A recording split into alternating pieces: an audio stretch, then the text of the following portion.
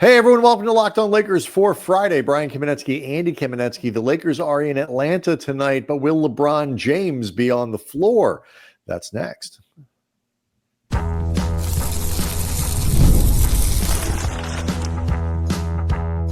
You are Locked On Lakers, your daily Los Angeles Lakers podcast, part of the Locked On Podcast Network, your team every day.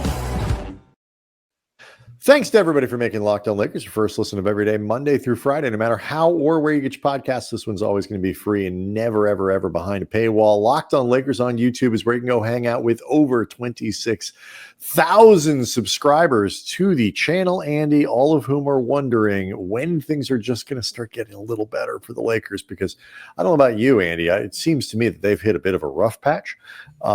Health-wise, things are not necessarily getting better. The Lakers, who have been shorthanded, will remain so. Austin Reeves isn't even listed as doubtful or questionable for tonight's game in Atlanta. He is flat out.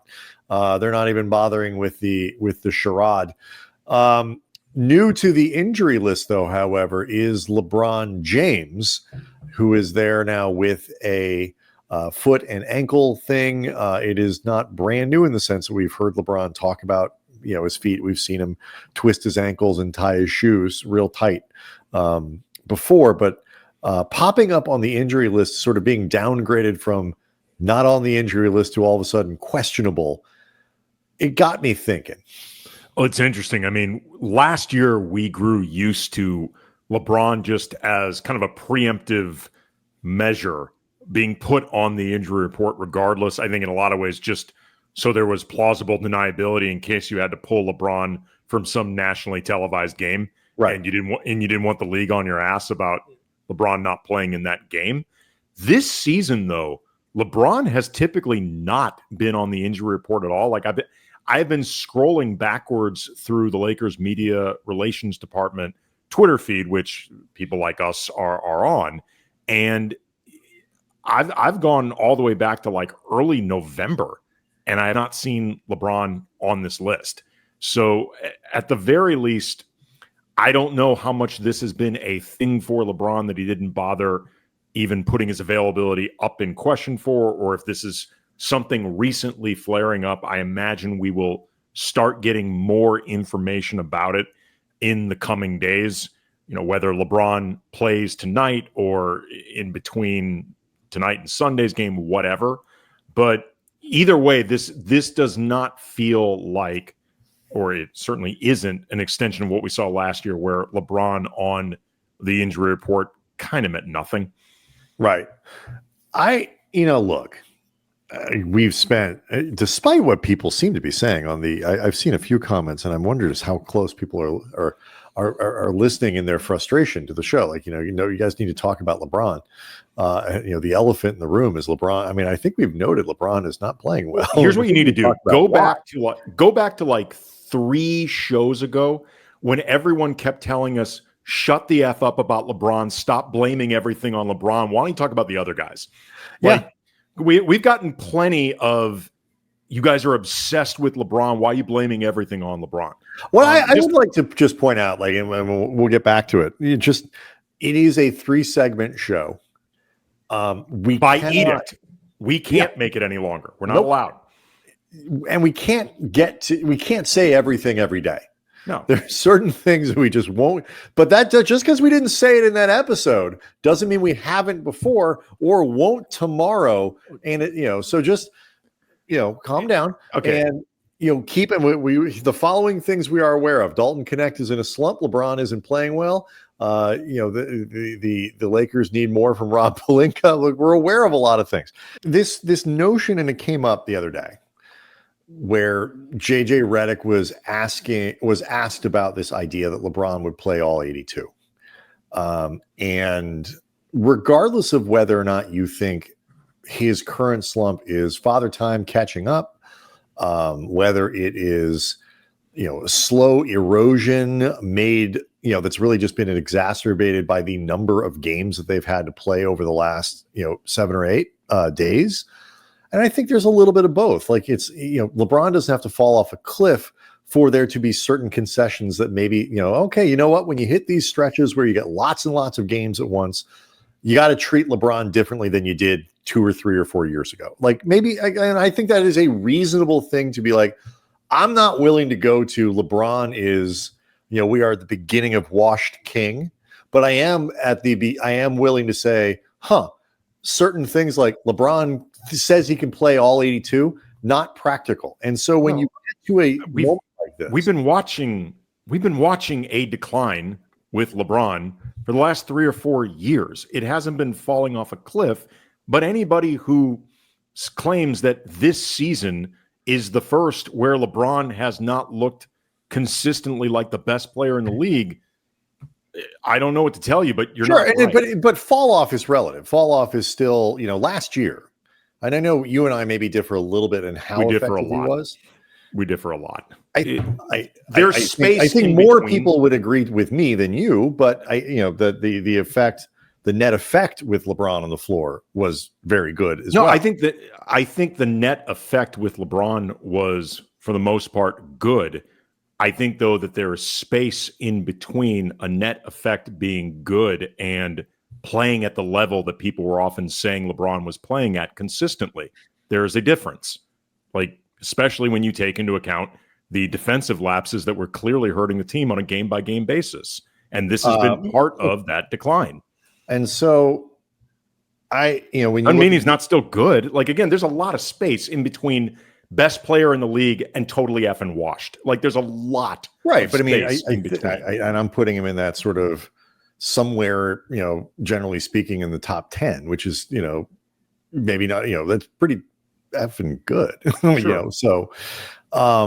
And you get to the beginning of this season off to a slow start, had the long, the good, all of a sudden seems to get it back in order, all those triple doubles and all that kind of stuff. Again, concessions defensively, can't crank it up all the time. These are things we've known for a few years now and deal with many to most star players that as they get older, the guys don't play nearly as much defense as they did in their early 20s. This, but it's like this concept of 82 games from LeBron, talking about that was what, the downgrade to me in the wake of that does not feel accidental. That doesn't mean he won't play tonight in Atlanta. He might, but I think that you're even talking about it. You look at the schedule. Let's say LeBron's foot needs a rest tonight. And just to be safe, he's still not feeling right on Sunday at home against Portland. The Blazers play hard, but they're missing some guys and they're not very good. Ought to be able to win that game. Were LeBron to miss the next 2, he's got a week off, a full week, because the Lakers won't play again until a week from today against the Timberwolves. It would mean that he has basically one game over the next, because they play twice in the next 10 days after that. So he would play, what is that? Once in 2 weeks. If that's not the plan, Andy, should it be? That's my question to you next.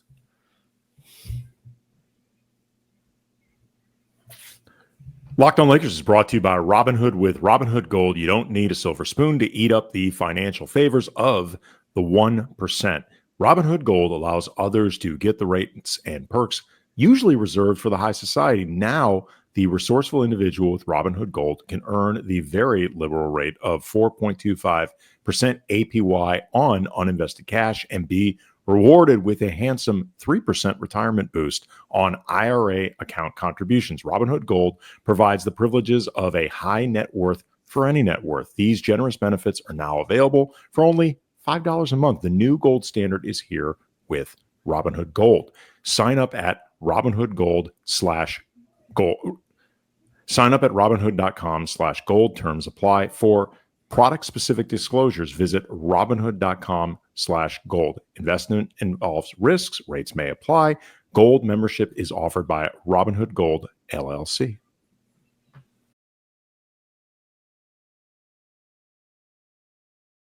So again, just to kind of, people with the in-season tournament, the schedule gets a little goofy. And, people may not have seen it the Lakers have a really big gap while the NBA Cup continues. And so it would look like this. The scenario that I laid out there. LeBron misses tonight's game against Atlanta, misses Sunday's game against the Blazers at home. The Lakers do not play again until a week from today, Friday the 13th, against Minnesota. I think the entire Lakers team shouldn't be playing on Friday the 13th, but that's a different question. They might just want to forfeit, but we'll see. They're probably going to play. They've lost too many games for that luxury. Only the Thunder can forfeit on Friday the 13th. If they, Andy, then so he let's say plays on Friday the 13th, plays on Sunday the 15th against the Grizzlies. The next game after that is Thursday the 19th. So theoretically, today is December 7th, right? This show is for December 7th? 6th. So if you look at what this is, so he would play, he played on the 4th, and he would play 2 games between the 4th and the 19th.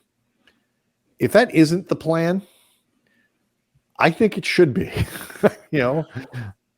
I think it depends on how much LeBron's foot has been bothering him up to this point, and how much if LeBron and JJ and Rob Pelinka and Rich Paul are talking about this openly and honestly. If it ends up a plan of sorts, because everybody's going to be involved, like how much does it explain the offensive outburst against Miami, notwithstanding the roughest stretch of LeBron's career since basically a down period as a rookie? Like how much of this has been about the foot, and how much does he truly need, and has he needed to take some time off with this foot?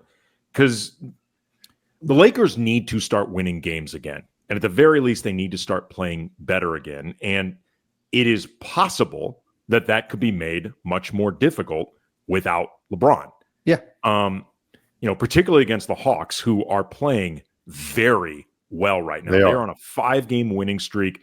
2 of those wins are over the Cavs in consecutive games. They had a win over the Bucks, snapping a 7-game winning streak for Milwaukee.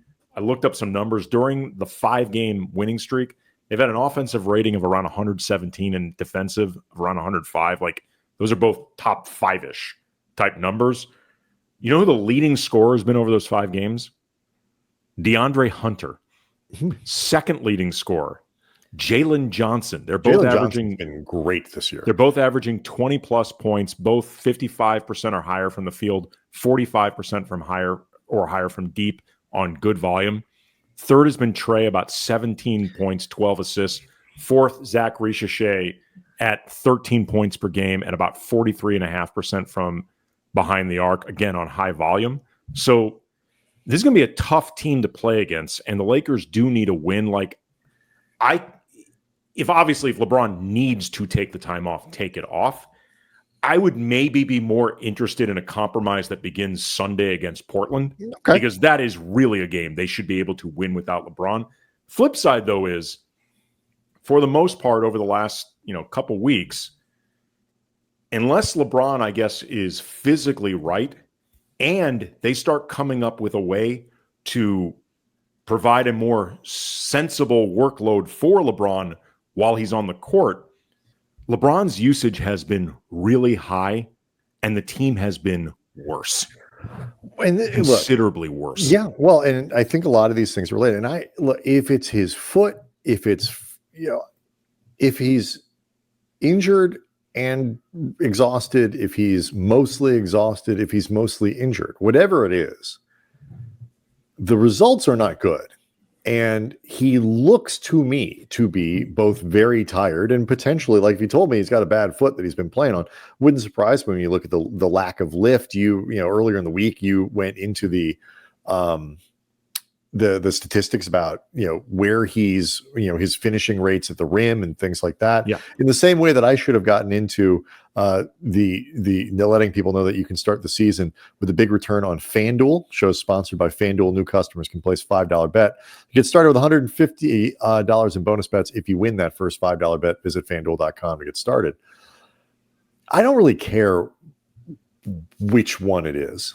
The whatever it is that I guess satisfies the league and starts to get him to a place that and I want to talk about the LeBron effect, especially when Reeves hasn't played. We'll get to that in a second. But whatever it is that says to me that the Lakers are rethinking a little bit how LeBron is used. LeBron is rethinking a little bit. What am I, willing to do sort of for the principle of saying I've played in every game? And like Kobe, guys like LeBron, especially in road games, take playing very seriously. LeBron and the Lakers have a huge following in Atlanta. This is the only time they go there this year. Players like them are very aware of that, and they take it seriously. So I don't mind your plan either. I just think like you have this opportunity in front of you for the Lakers to really magnify the amount of rest that these guys can get. And the version of LeBron that they're getting right now isn't helping them win. He has the worst point differential, some of the worst metrics of anybody playing in these games. He's still turning the ball over a lot. Looked better offensively against the Heat. Outside shot notwithstanding, managed to get in the lane, did some stuff, look better that way. I heard you on the radio today, 710 ESPN, going through a lot of numbers. Again, some of the numbers with LeBron, not getting to the free throw line as much. All these other things are signs that, of fatigue and potential problems. And the biggest one to me is the faulty jumper, because at this point in his career, he needs that jump shot to be able to unlock all these other things. It didn't used to matter as much if LeBron was a 34% three-point shooter, a 32% three-point shooter, or a 39% shooter. It matters a lot now.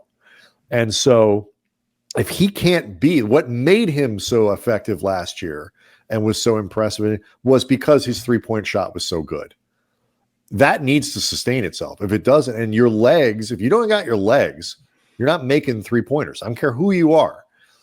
So whatever it is that is holding him back, if rest will help, start resting. Take advantage of this completely unique moment in the schedule as much as you can, even if it means sacrificing or making it more likely you're going to lose tonight.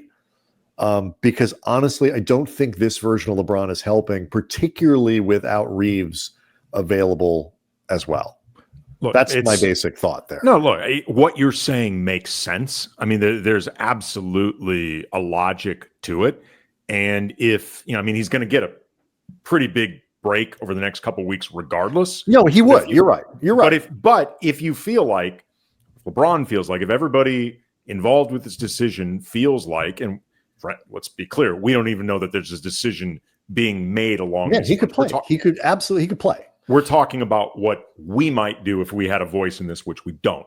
But there's another part of this, though, in terms of like the whether he gets 100% of the rest he could potentially get over the next couple of weeks, 3/4 of it, whatever. There's still a couple questions from that, though, that I think are worth considering as well, because I think it's going to play a role in this team hopefully rediscovering a form that can get them back into a Western Conference race and looking like the type of team that they talked about being start of the season. We'll get into that coming up next. Locked On Lakers is brought to you by FanDuel. Tackle the NFL action with FanDuel, America's #1 sportsbook. Right now, new customers can bet $5 and you get $150 in bonus bets if you win. The FanDuel Sportsbook app gives you everything you need to place live bets on the NFL all in one place. So let's just say you get a hunch in the middle of the game. This is where FanDuel can really help you out, like just to confirm your instincts and just let you know like what you're feeling is what's actually happening. You can check out the latest stats and view live play-by-play and so much more on the same page where you would place your bet. So you got all this information streamlined right there for you. Visit FanDuel.com to join today, and you get started with, again, $150 in bonus bets if you win your first $5 bet. That's FanDuel.com. Never waste a hunch. Make every moment more with FanDuel, an official sportsbook partner of the NFL.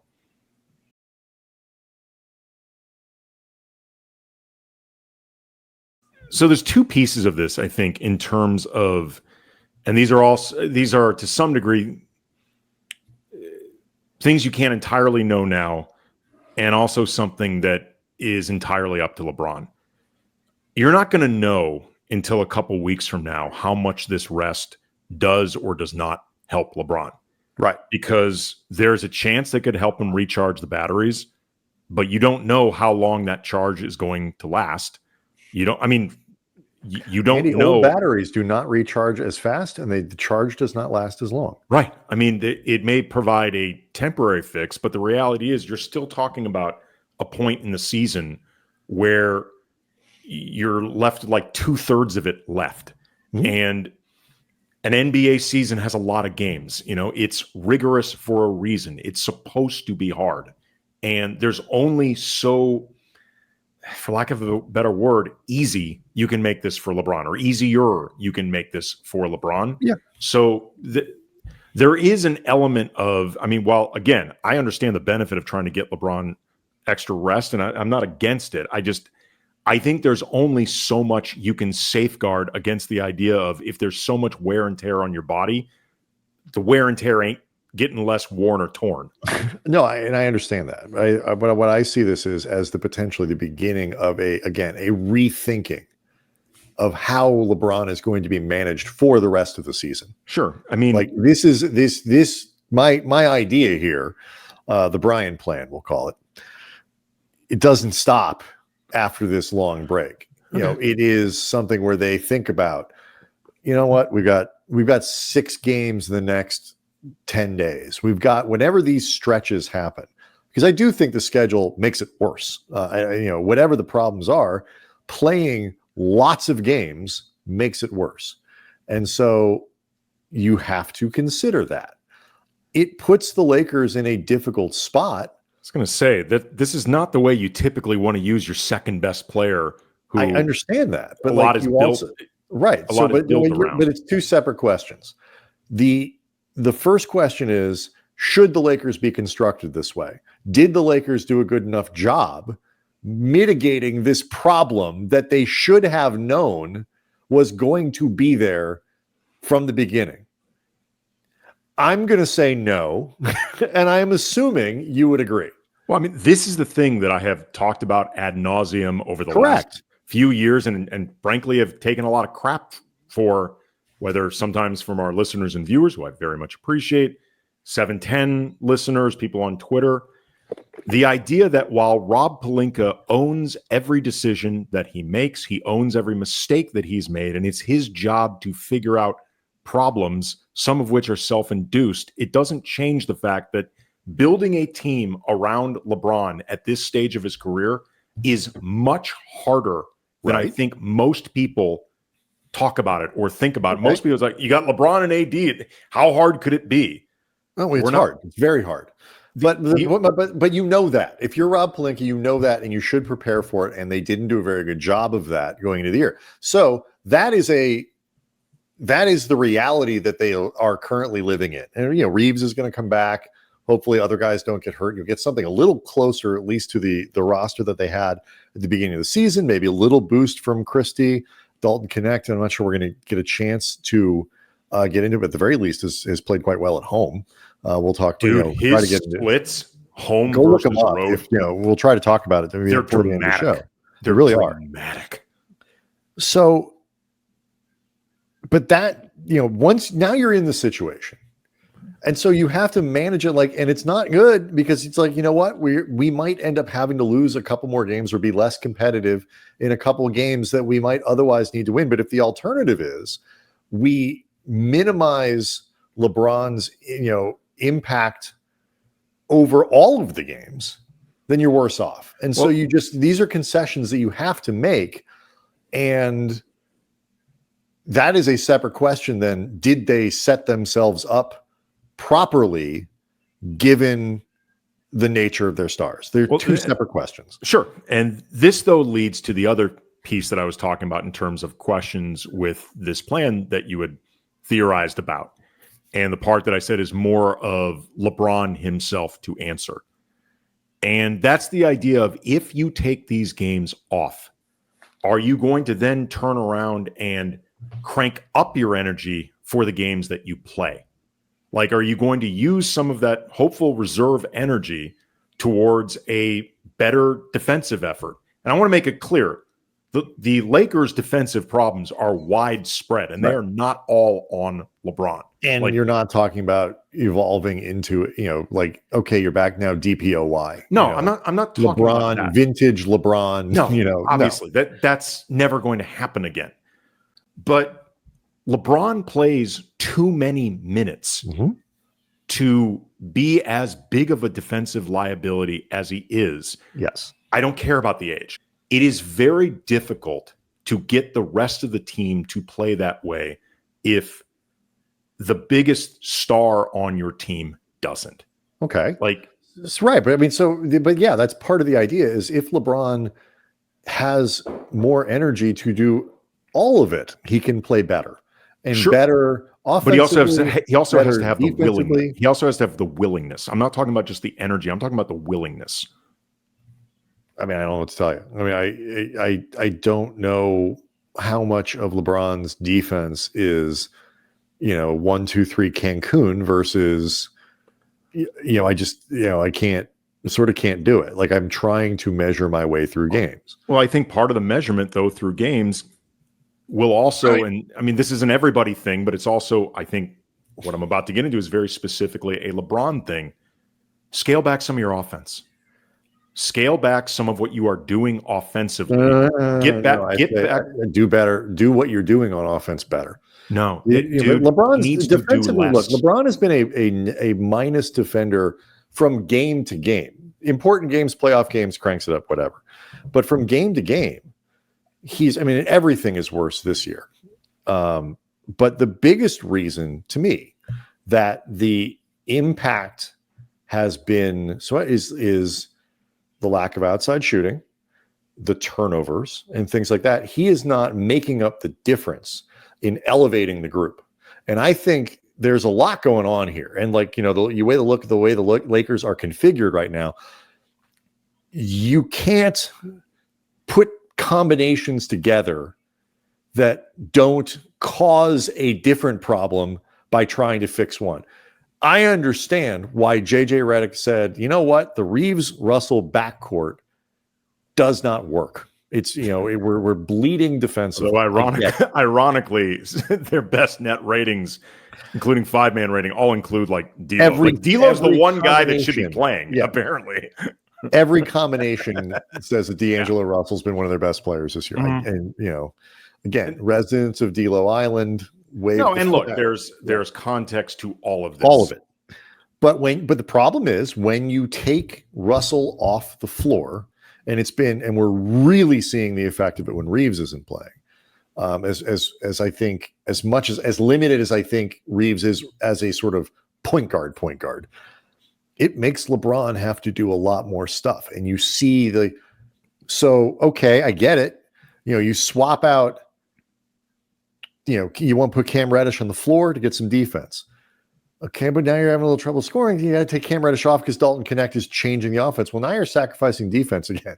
Like, there's no combination of things that you can put out there where you're going to address the issues. And I think this is the problem that Redick has to, the puzzle that Redick has to figure out is, which parts do I sacrifice? How, what is the best sort of flawed version of us that we can get? If Dalton Connect's scoring 20-something points a game, it's Dalton Connect in the starting lineup. And I get it, and it makes sense. I think, do you experiment with putting D'Lo back in with Connect? Like, you're small anyway, and just play all three of those guys and just see what happens. Maybe that's but some of this gets to what your point is about the switching. The results are so bad. Stop switching. Play something else. Do something else. But part of what I'm getting at, though, too, is this isn't even just a last 5 games thing or a lot. Like LeBron's usage has been increasing Correct.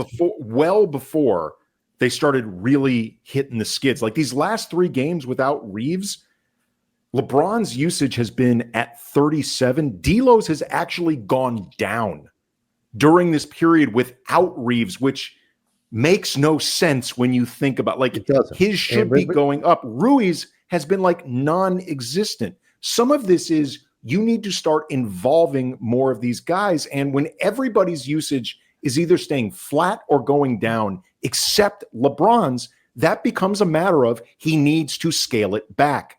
He can't handle it. Right. It's just what is scaling. He can't handle it. I know. I agree. And the offense doesn't. The offense doesn't operate. Well, you have to figure out how to do this with very, especially in those moments when D'Lo's not playing.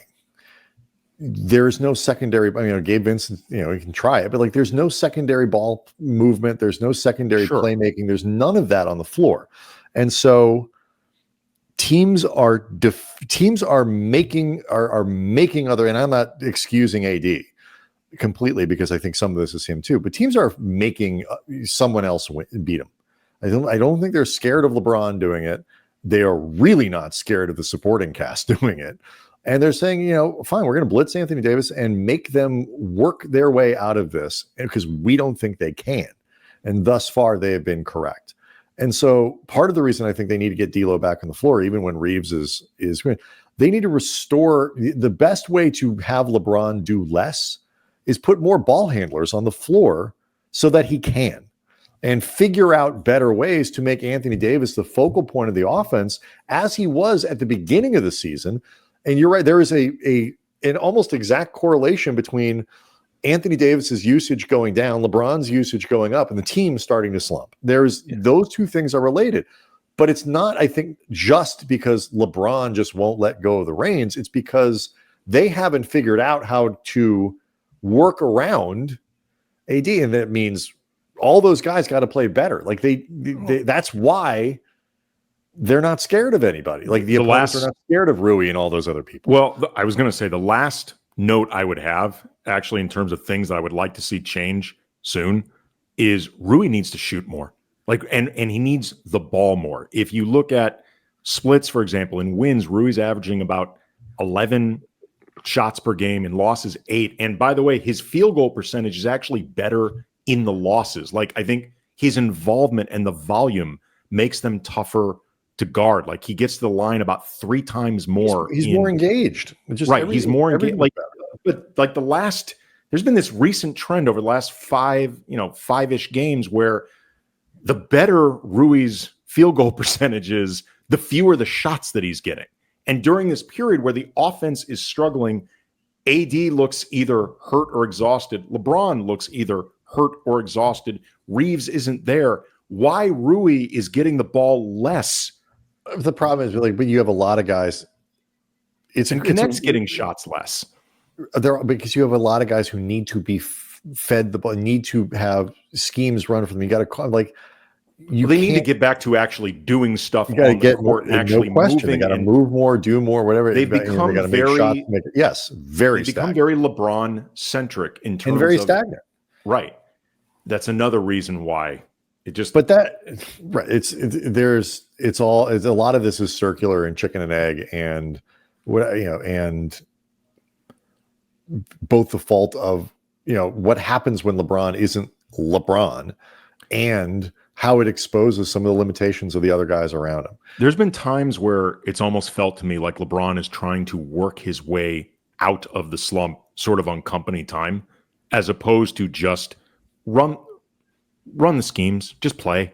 Like, just play. I don't know if he's, I gotta be honest, I don't know if he is or he isn't. I don't know if he is or isn't. I'm telling you, it's what it's felt like to me. No, I understand. He has. Well, we're just not used to seeing him be this bad. Like legitimate, like off games, whatever, but like cringy kind of bad. Sure. And it is a new experience, I think, for everyone, including LeBron. Anyway, we'll see what happens. We'll see what happens in tonight's game. There's a lot. There's just a lot. And, some of this ultimately, I think what you're getting at is it is a bad idea to have LeBron on the team. Like, they need to move past the LeBron James era, which is, I know, something that you've thought about before, but that's not where they are.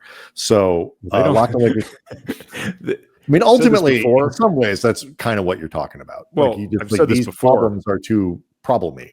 That LeBron, as long as LeBron wants to be a Laker, like he could be checking into a game with a walker, and they'll keep him on. There's truth in that. They will. Locked On Lakers on YouTube is where you can go to hang out with over 26,000 subscribers. We will be back, of course, after Friday's game with a little our standard weekend bonus episode. Keep an eye out for the postcast as well with Dave Pillay, and we'll see everyone after the game.